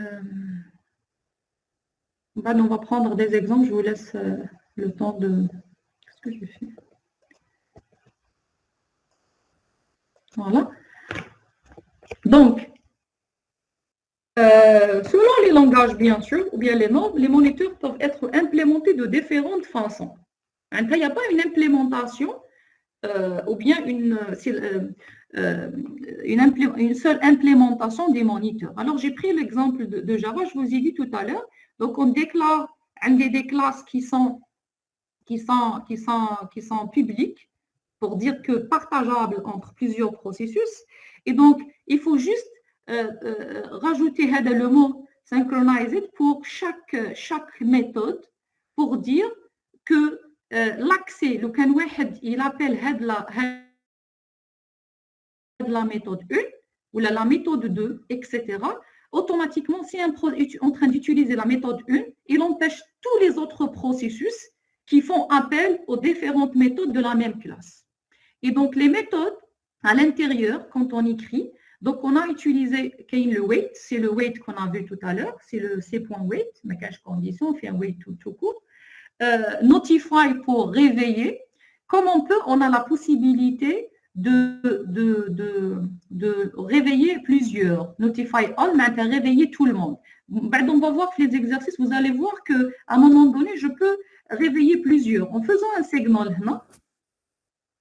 Avec les moniteurs classiques, définis au début, quand je veux réveiller plusieurs, il suffit de faire une boucle. Donc, la file heading non empty, c.empty égale à faux, alors je fais un C-segment. Je rêvais plusieurs. On les appelle un réveil en cascade. Avec Java, ils ont implémenté cela en utilisant le mot-clé Notify All qui permet bien sûr de réveiller un ensemble de processus bloqués derrière une condition. Et vous allez voir, j'espère on aura le temps, sinon je vous envoie un exemple sur Linux. Il utilise le lock et le unlock, etc. pour bloquer et pour réveiller des processus. Je sais, vous avez plusieurs choses, vous êtes en retard en TP. Je vais peut-être essayer de vous donner un petit exemple avec le C. Vous allez dérouler, vous allez exécuter. En fait, vous pouvez le modifier selon le problème à traiter en utilisant les moniteurs. Alors, les moniteurs, c'est écrire des procédures. C'est revenir à la première pensée quand on résout un problème. J'ai un problème, j'écris un algorithme.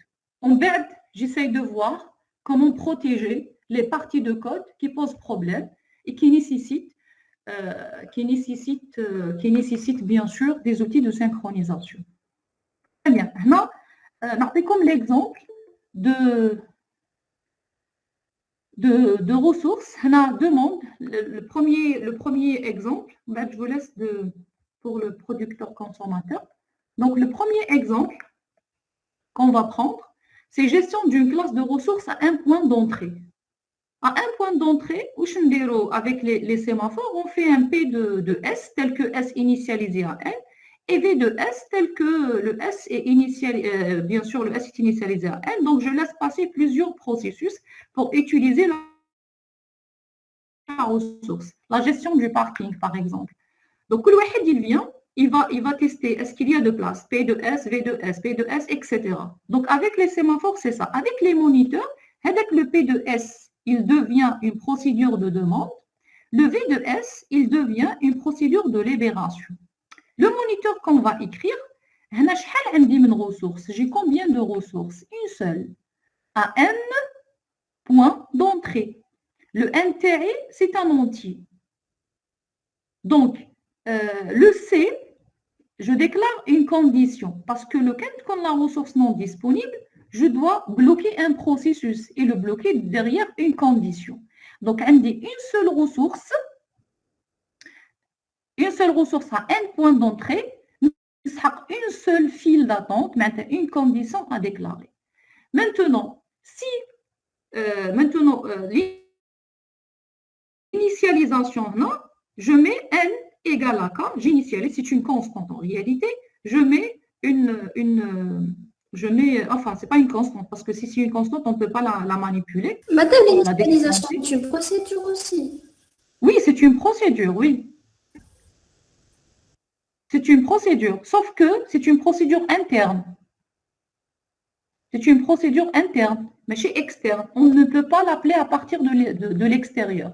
Je peux appeler seulement demande et je peux appeler seulement libérer. Mais l'initialisation n'est pas. Je peux initialiser en déclarant. En déclarant la variable, je fais l'initialisation. C'est une manière, je vous présente ici ce qui a été proposé dans la littérature.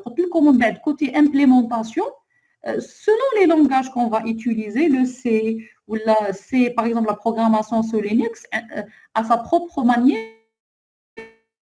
de déclarer un moniteur et les primitives qu'il utilise, etc. Avec Java, on a aussi son implémentation. Maintenant, je dois savoir ou bien connaître comment utiliser, comment définir un moniteur, comment initialiser, quelles sont les primitives permises que je peux utiliser.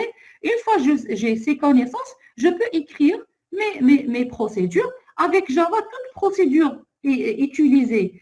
Là, je dois rajouter le mot-clé, une simple méthode.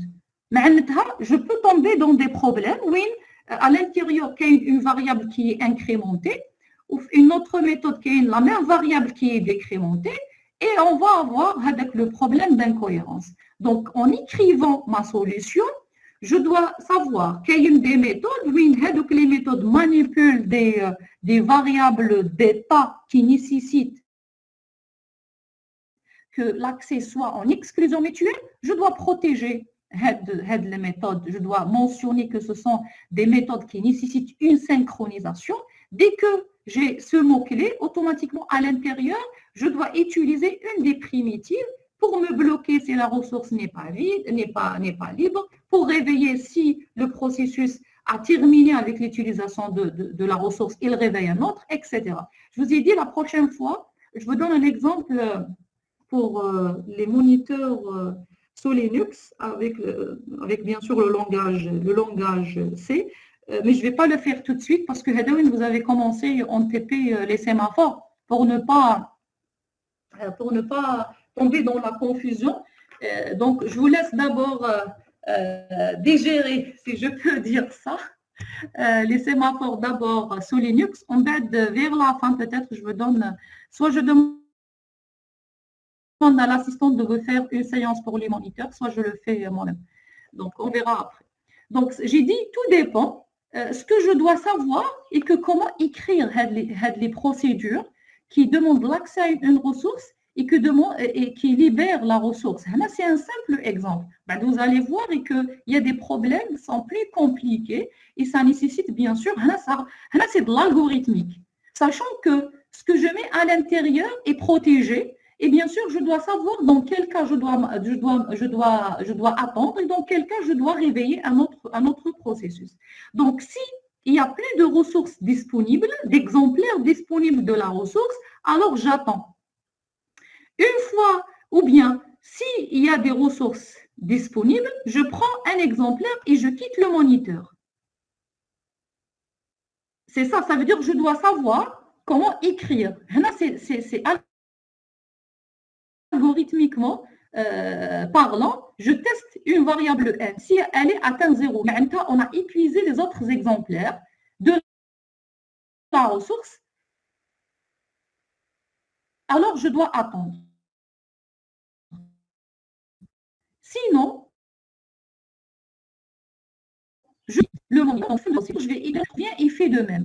Donc, je laisse passer un processus qui vont pouvoir utiliser, par exemple, le parking, une place de parking, je vais autoriser un véhicule de se parquer. Les autres, quand ils arrivent, ils vont se bloquer. Bien sûr, pour le problème de parking, je ne veux pas bloquer. Je donne le choix au véhicule. Soit il attend la libération de place, soit il quitte. Maintenant, je vais faire un exit pour qu'il ne soit pas bloqué. Donc, il ne peut pas attendre éternellement jusqu'à ce qu'une place de parking soit libérée. Donc, il cherche un autre parking. La libération, par contre, une fois il quitte le parking, il va faire quoi? Il va remettre le nombre de places. Il va remettre la place, il va incrémenter la variable, donc il augmente le nombre de places. Il va faire un C-segment. Il a un processus en attente, il va le réveiller. En le réveillant, il prend avec la place, il accède au parking. S'il n'y a pas d'un véhicule en attente, il ne fait rien. Donc, c'est le moniteur qui gère l'accès à une ressource à un point d'entrée. La gestion d'un parking, la gestion d'un théâtre, la gestion de vol, la gestion de stade. C'est-à-dire là où il y a la possibilité que plusieurs processus accèdent en même temps. Ce que je me demande maintenant, c'est de modifier le moniteur, ou de proposer un autre moniteur qui gère la porte d'entrée et la porte de sortie. Donc, si on définit 3 moniteurs, un moniteur qui gère les places, un moniteur qui gère la porte d'entrée, un moniteur qui gère la porte de sortie. Ou bien on écrit un seul moniteur. Ce que je vous demande, c'est de m'écrire maintenant, essayez de réfléchir, de m'écrire un moniteur qui gère une porte d'entrée à un parking. Un moniteur qui gère la porte, c'est une ressource.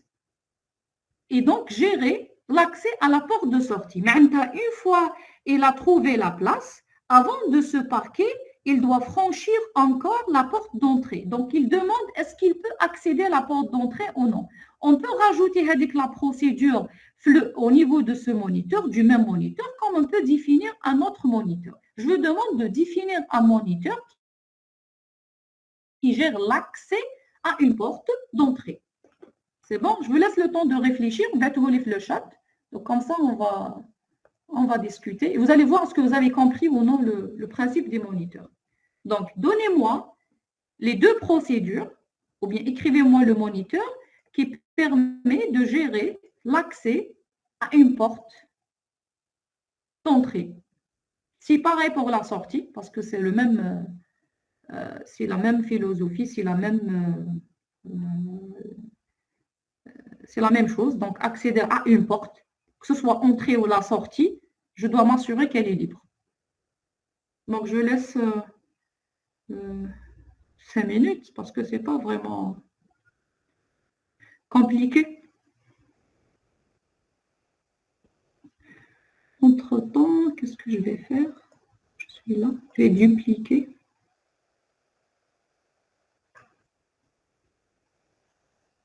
Mais tu as accès à une ressource à un seul point d'entrée.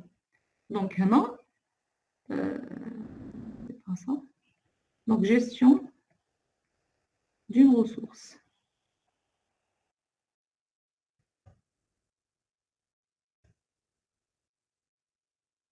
Enfin, je vais le nommer imprime, parce que j'ai déjà un deuxième exemple. Ressource à un point d'entrée.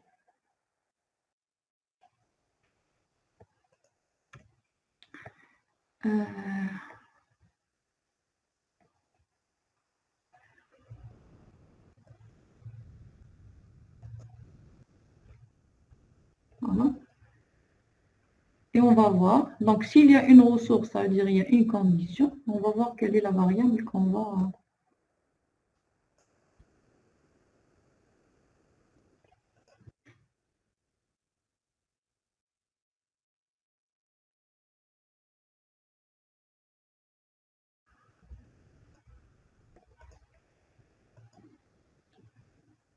Alors,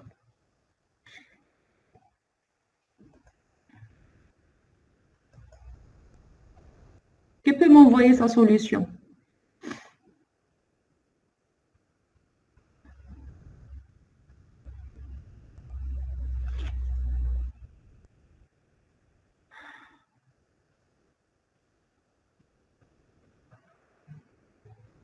Alors, on fait quoi? Si vous avez bien compris le principe, on dit une ressource à un seul point d'entrée, soit elle est libre, soit elle est occupée. C'est ça? Et donc, on utilise un booléen. On utilise un booléen. Est-ce que vous êtes d'accord sur ça? Est-ce que tout le monde est d'accord? Elle peut être libre ou non libre. Ça veut dire un booléen suffit pour savoir l'état de la ressource. Donc, nous avons un booléen, soit vrai, elle est libre, soit faux, ça veut dire elle n'est pas libre. Je viens de le faire juste dans le slide précédent. Non.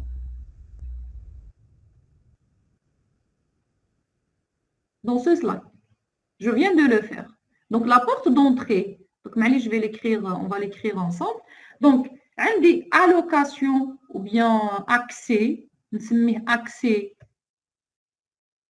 le moniteur, je vais l'appeler accès porte. Donc, je vais exprimer une demande d'accès à la porte. Donc, mon moniteur, il va s'appeler accès porte. Donc, la première des choses à définir, c'est la variable qui va nous donner l'état de la ressource et le type de la variable. Donc, là, j'ai une ressource à un seul point d'entrée. L'état de la ressource, soit il est occupé, soit il est libre. Maintenant, j'utilise seulement une variable booléen que je vais noter par exemple porte, que je déclare donc booléen. Très bien. Nous avons une condition obligatoirement une ressource, une condition, parce que je peux bloquer les processus. Donc, demande d'accès à la porte, il se fait comment? Si la porte égale à porte ou la porte occupée ou la porte libre ou la état, comme vous voulez. Donc, c'est porte égale à vrai. Ça dépend comment je définis moi la valeur. C'est porte égale à vrai, ça veut dire elle est occupée, j'attends. Donc, si égale à faux, elle est libre. Comme je peux interpréter autrement? L'essentiel, tout dépend de l'initialisation. N'importe l'initialisation, si je l'initialise à faux initialement, pour moi, porte égale à faux, la porte d'entrée est libre. Et là, je vais tester par rapport, je me bloque si elle est occupée. Si j'ai déclaré ici vrai, initialement, automatiquement, je vais tester par la valeur faux. Même tout dépend de votre interprétation. L'essentiel que, pour moi, porte égale à faux, elle est libre. Si porte égale à vrai, alors j'attends. Sinon, je fais quoi? Je fais porte, reçoit, vrai. Si je suis là, si je suis à ce niveau, ta porte est différente de vrai. J'ai trouvé porte égale à vrai, non, elle est à faux. Je vais la remettre à vrai et je quitte le moniteur pour utiliser cette porte. Un autre véhicule vient, il teste, il trouve porte égale à vrai parce que le premier vient de le mettre à vrai et donc il va se bloquer. Une fois que j'utilise la porte, je reviens pour libérer la porte. Donc, je fais quoi? La porte devient libre. Je vais remettre la porte à faux et je réveille un processus s'il existe. Je débloque un autre véhicule, donc il va être débloqué parce qu'il a été bloqué ici. On le débloque, fin de ci, il exécute la prochaine instruction qui est porte égale à vrai et quitte le moniteur. Et ainsi de suite. Voilà le moniteur qui permet de gérer la porte d'entrée. Comme on peut le faire dans le même moniteur. Demande d'accès nécessite par exemple de vérifier la disponibilité de la place et l'accès à la porte d'entrée. Donc là, je peux ce que j'ai et je viens d'écrire là, je le mets dans la même procédure. Donc, je dois accéder au parking, donc automatiquement, je dois franchir la porte d'entrée. Une fois je me suis assuré qu'il y a une place, je dois franchir, je dois tester la porte d'entrée. Est-ce qu'il y a une porte d'entrée? Eh bien, comme tout à l'heure, vous m'avez posé la question, madame, est-ce qu'on va avoir un seul moniteur ou les deux moniteurs? On peut faire deux moniteurs séparés. Le cas de deux moniteurs séparés, au début, je vais avoir accès au parking. Je vais avoir, j'appelle le premier moniteur. Je fais ça.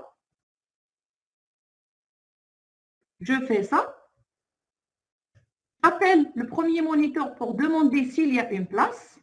Je quitte le moniteur et je reviens. Je vais voir est-ce que la porte d'entrée est libre. Mais entre les deux, regardez, entre les deux procédures, il n'y a aucune action, aucune instruction. Pourquoi avoir deux moniteurs? L'idéal, c'est d'avoir un seul moniteur, demander une place et accès à la porte d'entrée pour pouvoir utiliser la ressource, mais se parquer. Et donc, l'idéal, c'est d'avoir un seul moniteur au lieu de deux. Je vous ai dit, ce n'est pas faux d'avoir deux moniteurs, mais c'est comme si vous avez c'est-à-dire c'est en termes de question optimale, est-ce que le code est optimal ou non, et n'est pas optimal. Au lieu d'avoir deux appels de procédure, je vais faire appel à une seule procédure. Au lieu de définir deux moniteurs, je définis un seul moniteur. Donc, je reviens à un seul moniteur. Là, je rajoute la première portion de code, c'est demande l'accès à une place. La deuxième, c'est demande d'accès à la porte. Sauf que là, il faut faire très attention. On ne peut pas utiliser une condition. J'utilise par contre deux conditions parce que je ne peux pas bloquer tout le monde dans la même file d'attente. Une place, je le débloque parce qu'il y a une place libre. Si je mets tout le monde dans la même file d'attente, je ne connais pas l'ordre des arrivées des processus. Je risque de débloquer un processus qui est en attente de la porte, or que mon intention, c'est de débloquer un processus parce qu'il est en attente d'une place, et l'inverse. Donc, il y a deux conditions, C1 et C2. Accéder, s'il n'y a pas de place, j'attends la libération d'une place, ou bien je quitte. S'il y a de place, j'attends la libération de la porte, donc j'attends la libération de la porte. Et donc, au niveau de la libération, je fais la même chose, je libère la place. Mais avant de libérer la place, je fais quoi? Je dois faire quoi? Est-ce que je laisse une seule... Libérer la porte. Est-ce que je laisse une seule fonction libérée? Est-ce que la libération, libérer place et libérer porte? Oui, libérer porte et libérer place. Vous êtes sûr? En libérant la porte, d'entrée, je libère automatiquement la place. Je n'ai pas encore eu le temps de me parquer. Oui. Là, il faut faire très attention. Mais oui, c'est-à-dire je vérifie qu'il y a une place, en bas, j'accède à la porte. On a pu écrire la même procédure. La libération, non. L'allocation, on a demandé l'accès, utilisation, mais juste après, qu'est-ce qu'on va avoir? On va avoir accès à la porte, entrée, ندخل d'abord, entrée,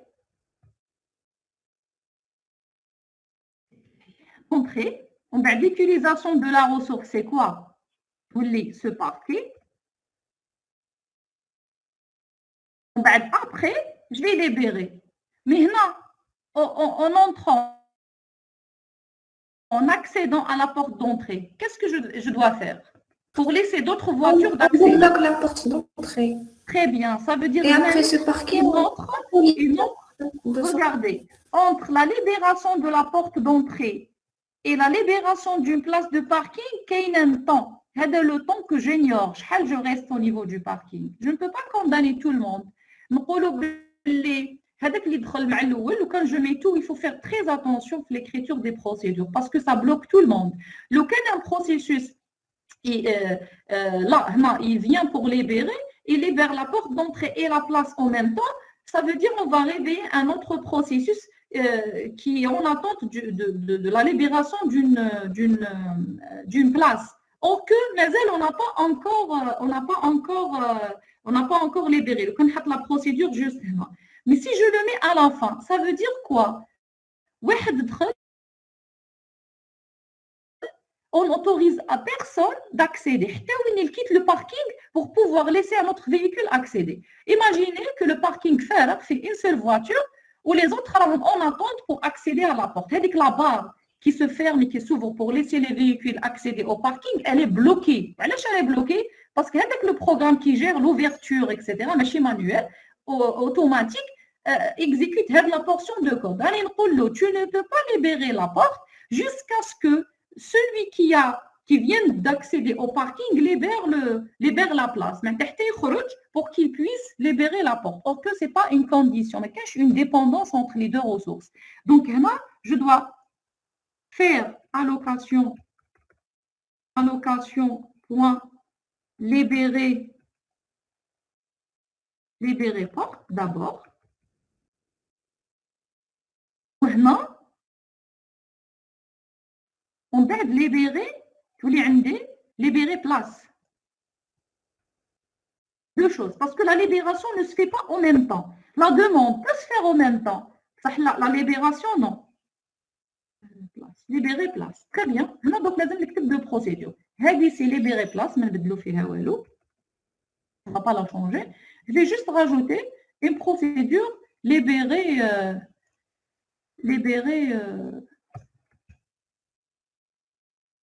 porte. Alors, libérer porte.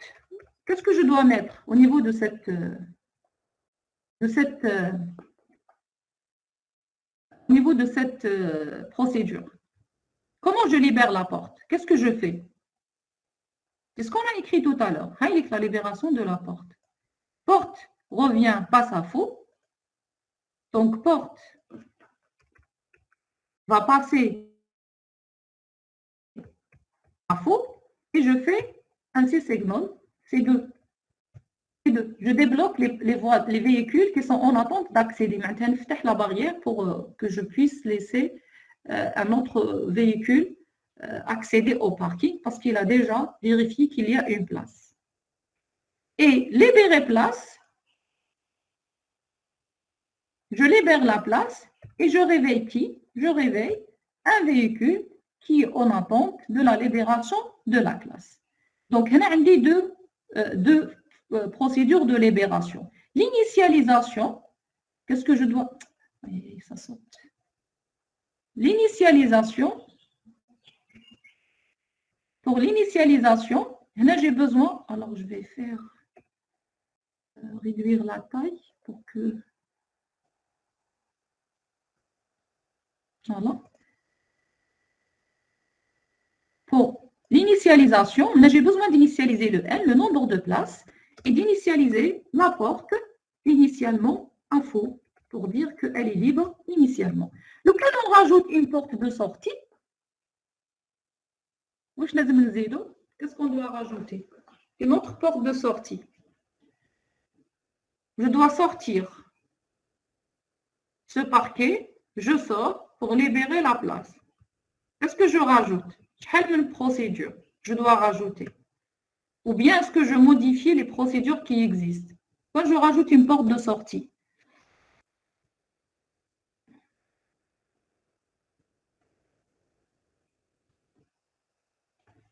À quel niveau je mets les procédures? Alors, porte de sortie. On va la même chose. Quand on voit notre moniteur, c'est pareil. La même chose que ça. C'est le même en réalité. Il y a des portes d'entrée. On écrit notre moniteur pour porte de sortie parce que ce sont deux ressources différentes. Donc, on écrit deux moniteurs différents. Ou bien, on écrit le même moniteur. Alors, je vais avoir ce parquet en bed. Après, je veux sortir. C'est ça? Oui ou non? Mais pour pouvoir sortir, je dois franchir une porte. Je dois m'assurer, je dois m'assurer de quoi? Allô, allô? Le processus qui occupe la porte de sortie. Ça veut dire que je dois m'assurer que la porte de sortie est libre. Je peux traverser la porte de sortie. Demande d'accès à la porte de sortie. En quittant la porte de sortie, c'est la libération de la place. Je ne peux pas libérer la place avant de sortir. Bon, ce n'est pas très important. Donc, je peux, pour dire que vraiment à libérer la place, je dois être sûr qu'il a quitté le parking.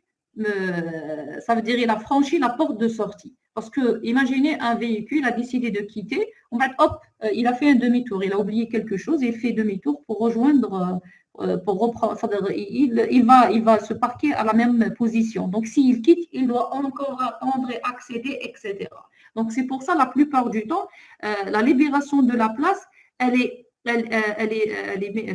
vraiment, la place, elle est libérée quand le véhicule franchit réellement la porte de sortie. Maintenant, je gagne le parking pour dire que réellement la place est libre, pas avant. Donc, on va sortir, mais avant de sortir, qu'est-ce que je dois faire? Je dois demander accès. Donc, là, je vais avoir allocation, demande, sortir, ou bien sortie ou quelque chose, porte sortie, c'est accès porte sortie.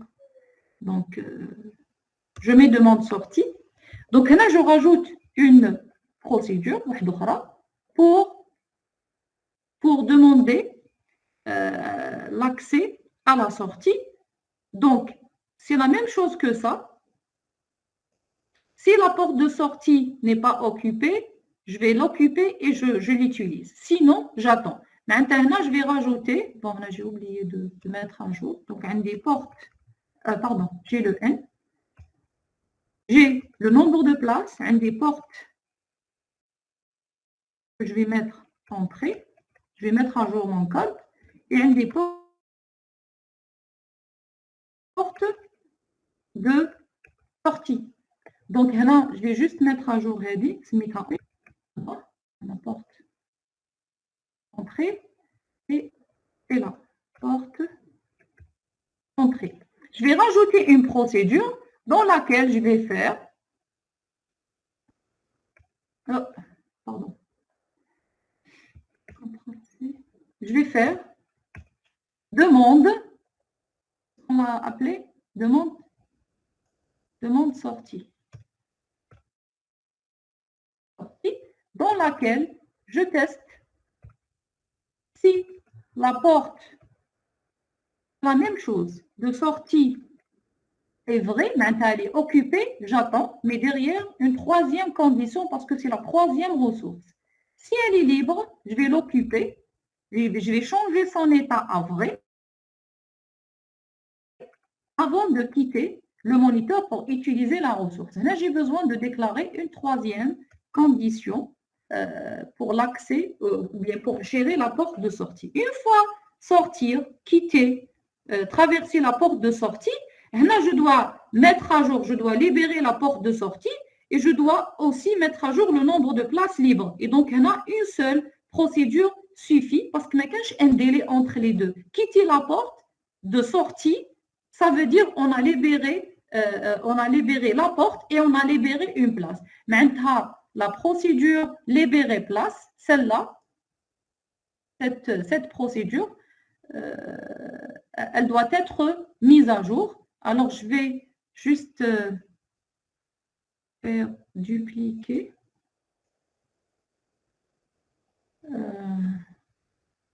Je vais faire dupliquer. On va ajouter une quatrième condition. Oui, donc, la taille, là aussi. Pour avoir,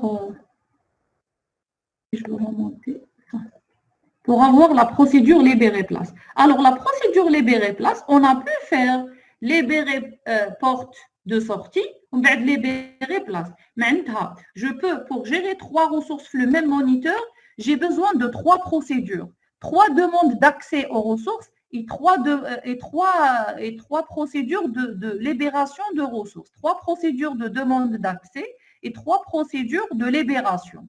Mais des fois, on peut optimiser. Au lieu d'écrire 6 procédures, là, il n'y a pas, tout à l'heure, quand on a fait allocation de la demande d'accès au parking, on a vu demander accès au parking et demander l'accès à la porte. Entre les deux demandes, il n'y a aucune action. Et donc, les deux dans la même procédure. La même chose, libérer le parking, libérer la porte de sortie, aussi c'est la même chose. Donc, je peux avoir une seule procédure dans laquelle je libère d'abord la porte. Ça veut dire la porte de sortie va passer à quoi? Va passer à faux. Elle est libre. Et je vais réveiller un autre véhicule, C.signal. Je réveille, je libère la porte. Il y a d'autres véhicules qui veulent sortir en même temps, donc je vais réveiller, je vais libérer la porte et j'incrémente le nombre de places et je réveille le processus qui est bloqué parce qu'il attend une place. Maintenant, la même procédure, on ouvre la porte, maintenant un autre véhicule peut traverser et je libère la place définitivement, ce qui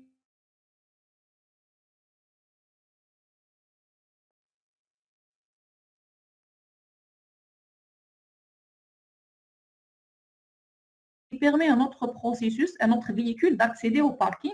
Donc, on a écrit et la porte de sortie.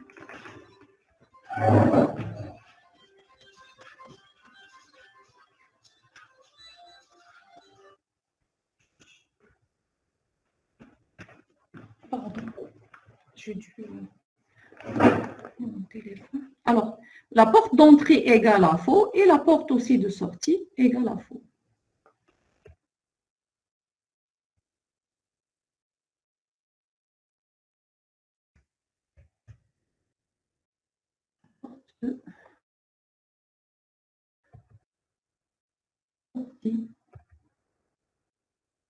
Sortie égale à faux. Donc, on a optimisé le code.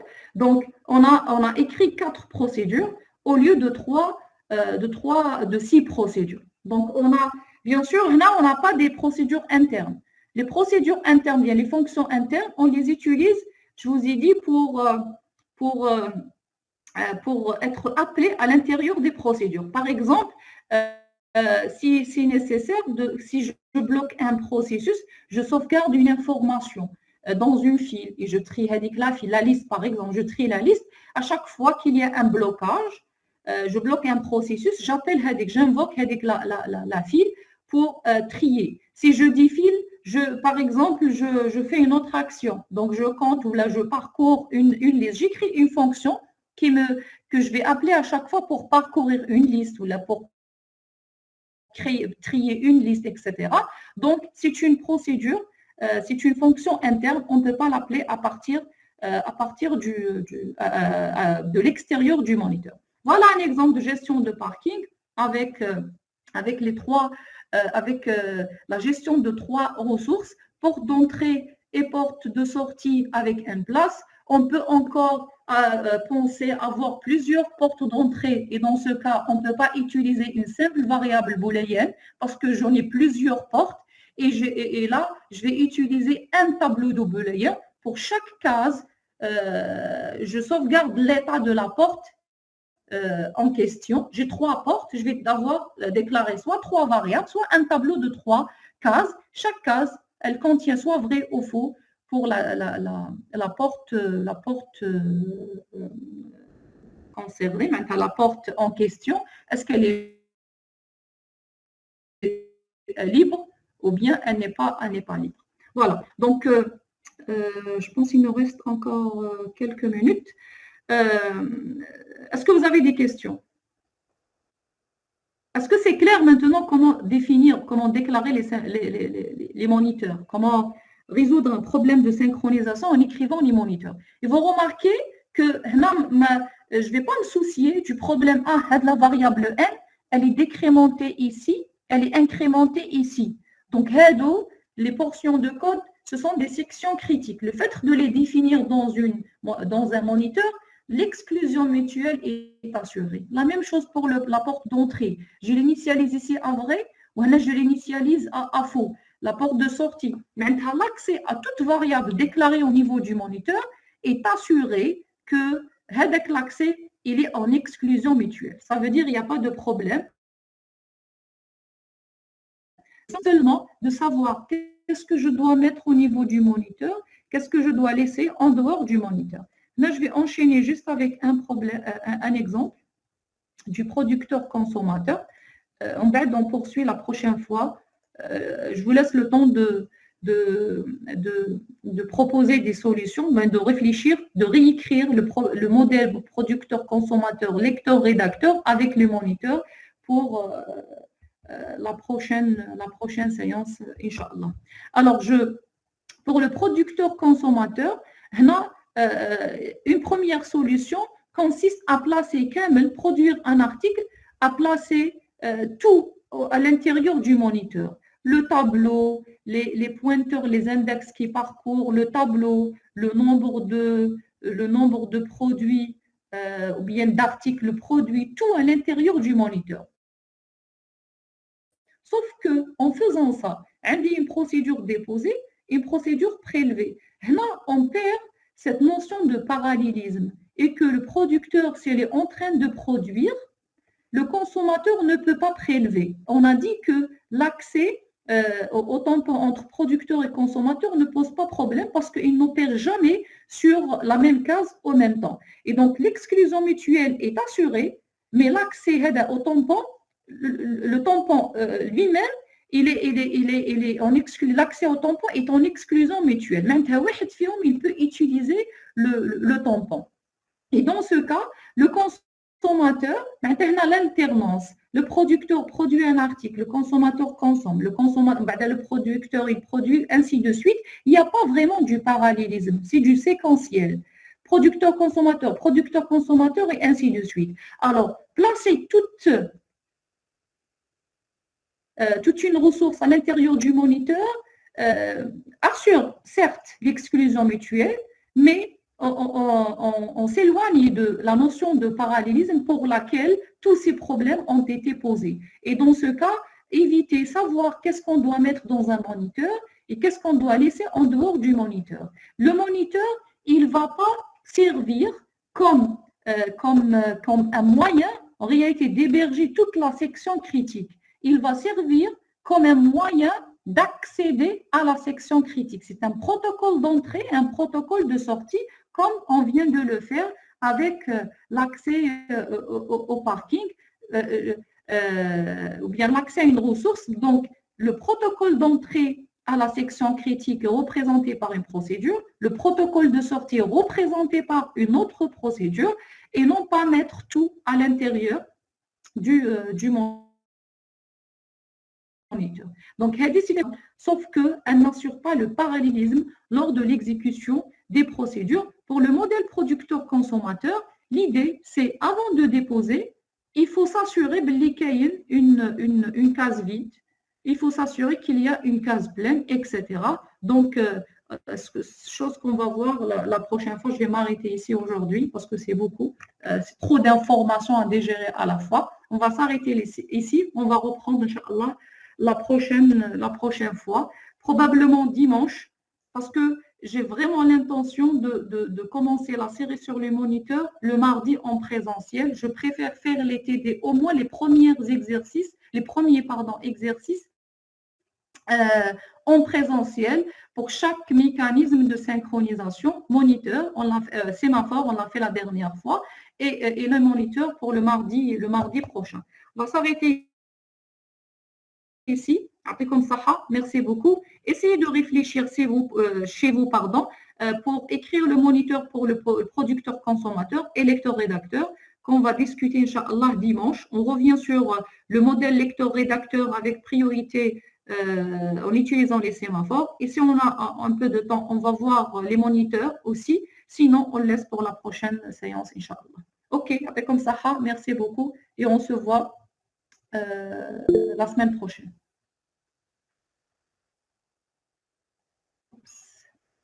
J'ai fait une action.